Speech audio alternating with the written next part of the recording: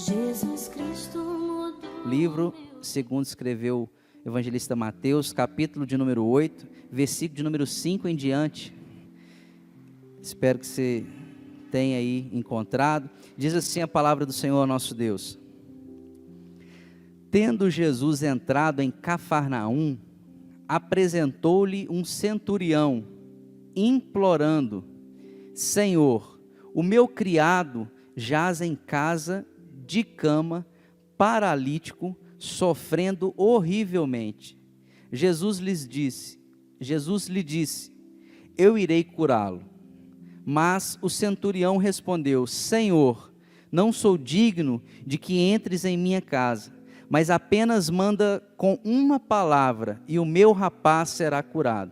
Pois também eu sou homem sujeito à autoridade, tenho soldados às minhas ordens, e digo a este: vai, e ele vai, e a outro: vem, e ele vem, e ao meu servo: faze isto, e ele o faz. Ouvindo isto, admirou-se Jesus e disse aos que o seguiam: em verdade vos afirmo que nem mesmo em Israel achei fé como esta.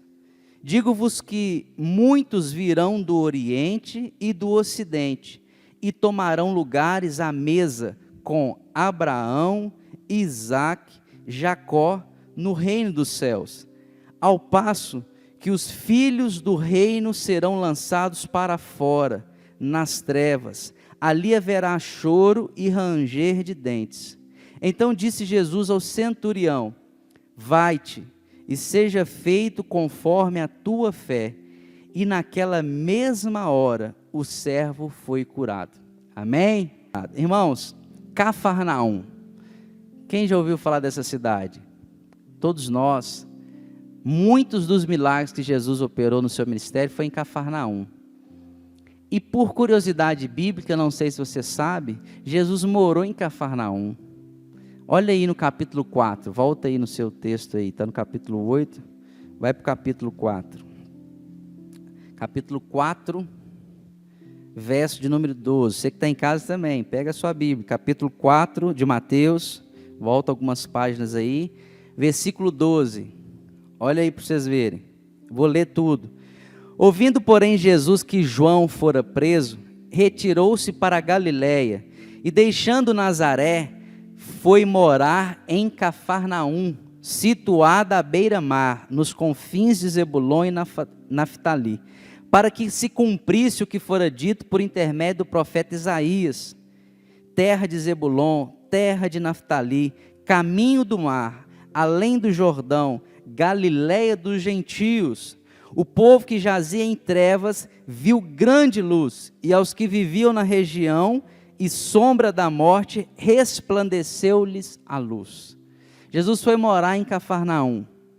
Cafarnaum é uma cidade beira-mar, e uma cidade pequena, até hoje.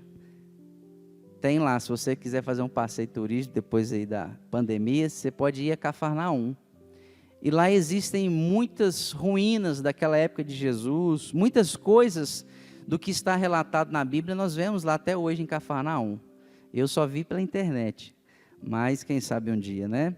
185 quilômetros de Jerusalém. E o significado de Cafarnaum, dessa cidade, é uma vila, aldeia de Naum. Então é uma cidade pequena, um lugarejo, e Cafarnaum Jesus escolhe para cumprir a profecia que estava escrita em Isaías, que ele moraria nessa terra, nessa região. E mais interessante, que a Bíblia é linda, que aí no capítulo 4, fala que a Galiléia dos gentios. Jesus judeu, veio para os seus, a Bíblia fala que os seus o rejeitou, a pedra angular o rejeita, e o profeta já tinha profetizado que Jesus estaria nessa região. Jesus então vai morar em Cafarnaum, nessa cidade pequena, à beira-mar, aonde Pedro morava também com sua sogra e fala, aonde ele opera muitos milagres. E ao chegar em Cafarnaum, um determinado dia, ele se depara com um centurião. Aí em Mateus e em Lucas registra essa mesma história, com algumas coisas de pontos diferentes, mas é a mesma história, o mesmo milagre. Fato é que Jesus se depara com um homem, um centurião, e o centurião, lá em Lucas, fala que ele, ouvindo falar de Jesus, tendo ouvido falar a respeito de Jesus, vai até Jesus a pedir por esse seu servo que estava moribundo, paralítico, em cama, acamado. E a história nós conhecemos, acabamos de ler. Jesus só fala assim: vou lá curar, irei, lá vou eu. E direciona-se a ir à casa daquela pessoa, do centurião, que era uma autoridade sobre os soldados romanos. Os irmãos já sabem dessa história. E indo, o homem, com um ato de humildade, de entender que Jesus é Deus, que em Jesus era o enviado de Deus, pelo ato de entender a autoridade espiritual de Jesus, porque até então, Jesus não era ninguém. Jesus não era filho de um rei, não nasceu no palácio, não tinha autoridade diplomática, não tinha autoridade com os romanos, não era um mestre, vamos dizer, da sinagoga, não era um rabino até então, não era ninguém, era só filho lá de Maria e José. Mas um homem com uma fé. Lucas fala que os judeus chegam para o homem e falam assim, para Jesus, e falam assim: olha, ele nos ajudou a construir uma sinagoga, esse homem é nosso amigo. Por algum fato, a Bíblia não narra, esse homem alguma hora ouviu falar do Deus de Israel, do Deus dos judeus, por algum momento ele ouviu falar de Jesus. A Bíblia fala em Lucas que ele ouviu falar a respeito de Jesus, e tinha um servo quase à morte, e reconhece: olha, somente Deus para curar o meu servo. E vai então orar. Um centurião, um gentio, que não conhecia desde a sua infância, quem sabe, o Deus de Israel, provavelmente tinha, quem sabe, crescido em outra religião, como eu e você, né? Provavelmente não tinha participado de tantas escolas bíblicas que eu e você participamos.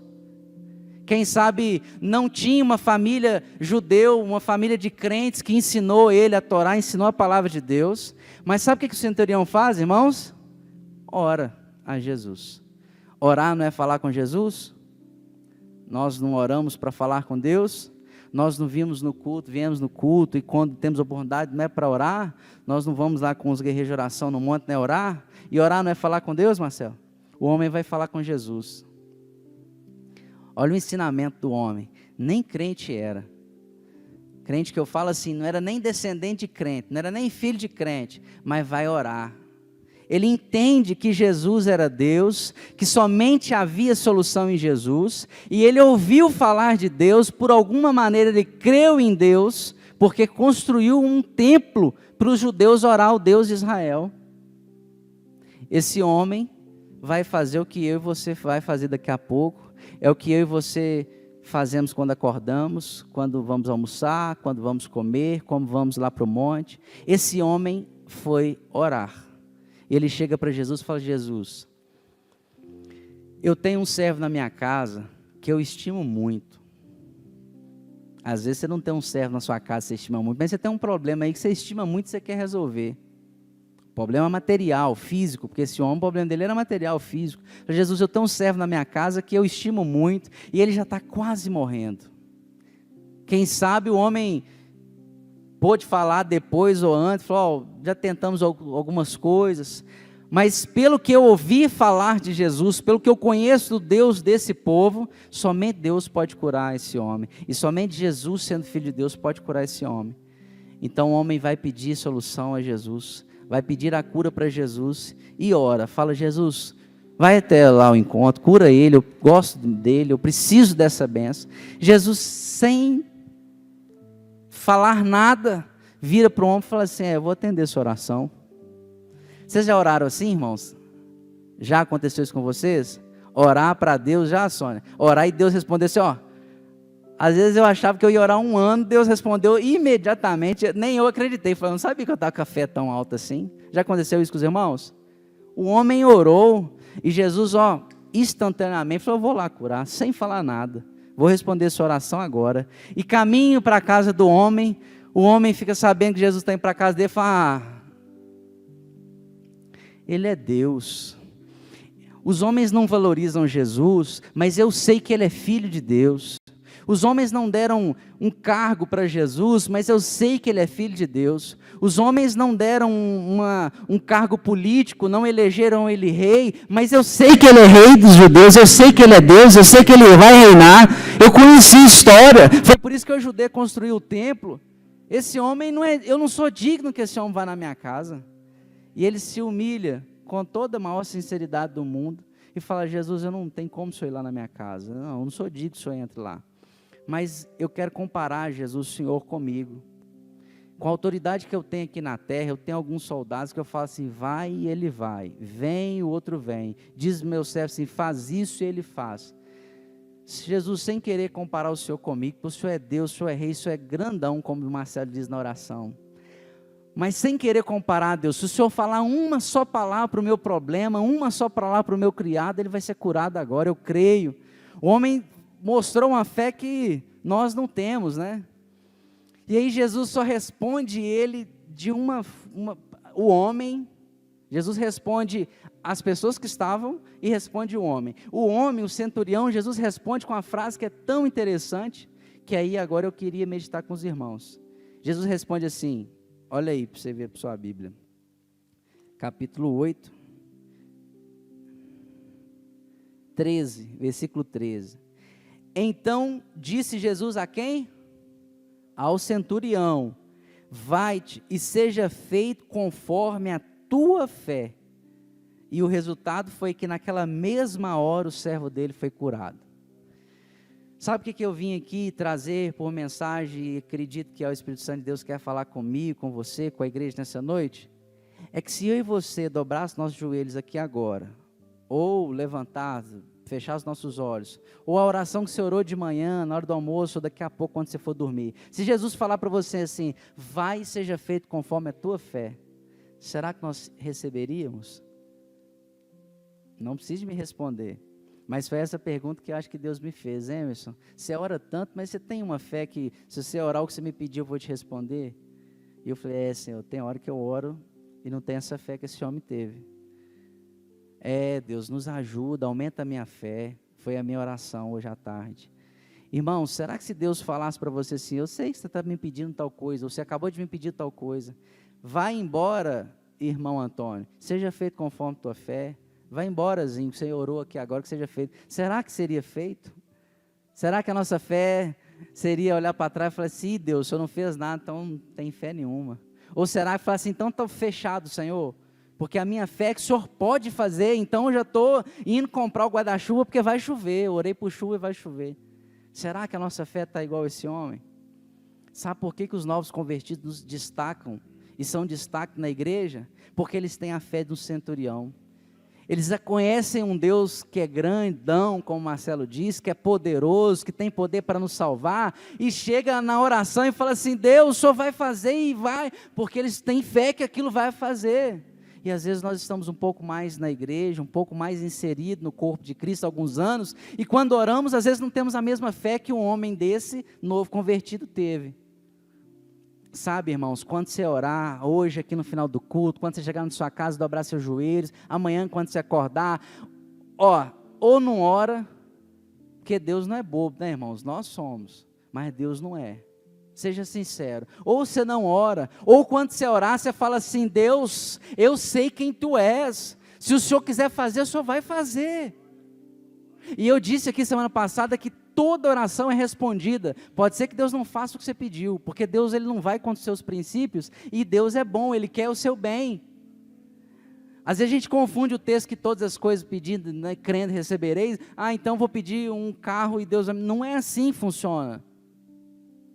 Deus ele só te dá o que é bom, na hora certa. Ele é um pai que sabe cuidar dos filhos, não dá uma faca para uma criança brincar. Então, irmãos, Vamos ser sinceros com Deus. Quando pararmos para orar, fala: Deus, eu sei quem Tu és, te conheço há alguns anos já, Senhor. O Senhor já me moveu, já me mostrou na minha vida que o Senhor é Deus, que o Senhor tem autoridade, que o Senhor faz, o Senhor resolve. Então, quando você for orar, meu irmão, quando eu for orar, vamos ser sinceros, falar: Deus, eu sei quem Tu podes. E se você não tiver com essa fé, não pede o Espírito Santo de Deus que Ele te dá. A fé é para orar que Deus pode fazer, porque Jesus pode. O novo convertido centurião orou e falou: Jesus, eu já ouvi falar de você, eu já ouvi falar do seu pai, o Deus de Israel, e que tu podes fazer, então cura. E Deus o curou. Jesus despediu ele e falou: olha, que fé, vai e seja feita a tua fé. Irmãos, que exercemos a nossa fé. Se porventura você, como eu, tem algum tempo que já está no corpo de Cristo, já tem um tempo que é crente em Cristo Jesus, tem um tempo de crente, né? Quantos anos você tem de crente? Tem muitos, não, irmão. Que eu e você voltemos ao primeiro amor, como centurião estava perto de Jesus. Esse homem já teve experiência com o povo judeu lá na sinagoga, mas ele naquele dia teve uma experiência real com Jesus, que marcou a história dele. Olha aí para Mateus 4, que nós lemos que Jesus morava lá em Cafarnaum. Deu até vontade lá em Cafarnaum. Retirou Jesus para Galiléia, foi para Cafarnaum, deixando Nazaré, foi morar em Cafarnaum, situado à beira-mar, nos confins de Zebulon, Naftali. 14. Para que se cumprisse o que fora dito por intermédio do profeta Isaías: terra de Zebulon, terra de Naftali, caminho do mar, além do Jordão, Galiléia dos gentios. Olha Jesus operando milagre para um gentio lá, novo convertido. Aí continua assim: o povo que jazia em trevas, o centurião estava em trevas, assim como eu e vocês já estivemos um dia, viu grande luz, e aos que viviam na região, aquela região ali, e sombra da morte, resplandeceu-lhes a luz.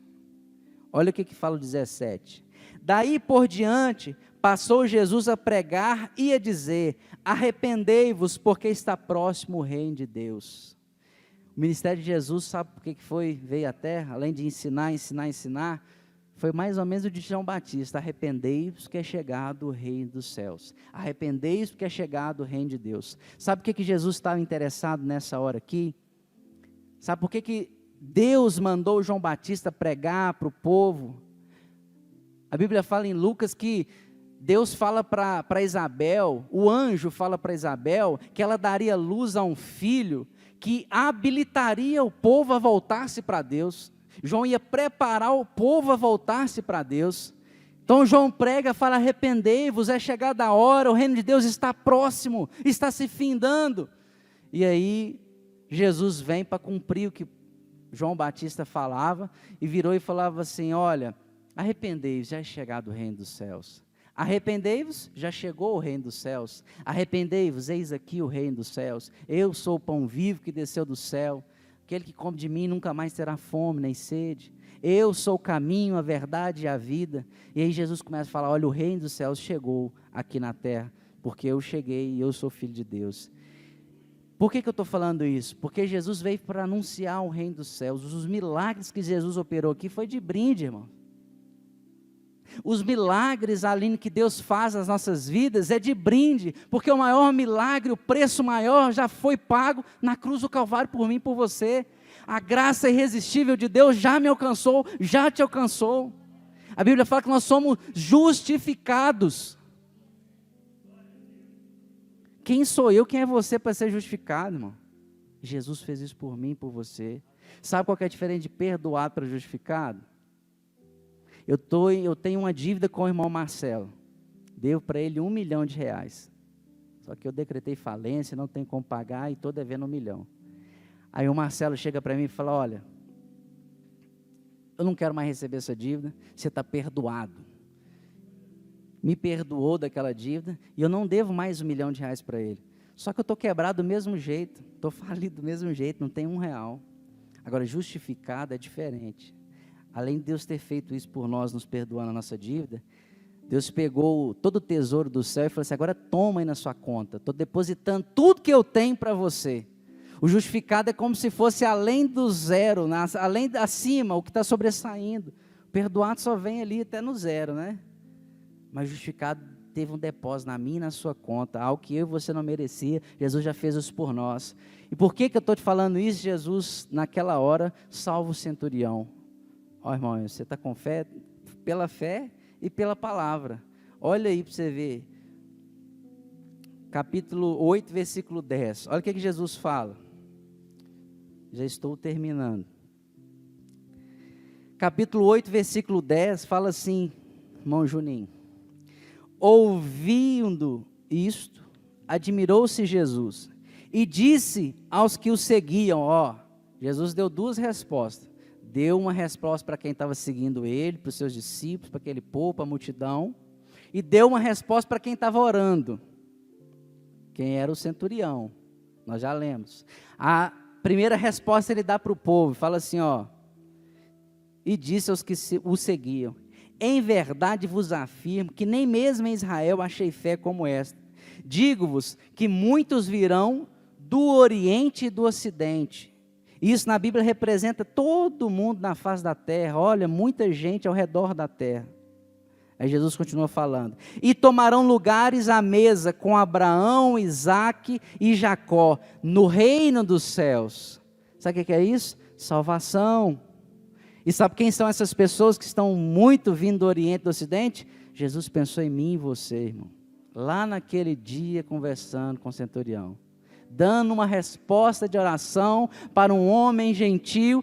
Deus me enxergava e te enxergava por meio da cruz do Calvário, na pessoa bendita de Jesus Cristo. Irmão, quando eu li isso aqui, meu coração encheu de alegria. Eu falei, Deus, o Senhor se importa comigo mesmo? O Senhor se importa com a tua igreja mesmo? Jesus vira e fala assim no capítulo 8, versículo 12. Ao contrário disso, ao passo que os filhos do reino, os filhos de Israel, serão lançados para fora, nas trevas, ali haverá choro e ranger de dentes. Outra coisa que me inculcou foi, mas o povo de Israel não vai ser salvo, né? Os judeus, a gente aprende isso.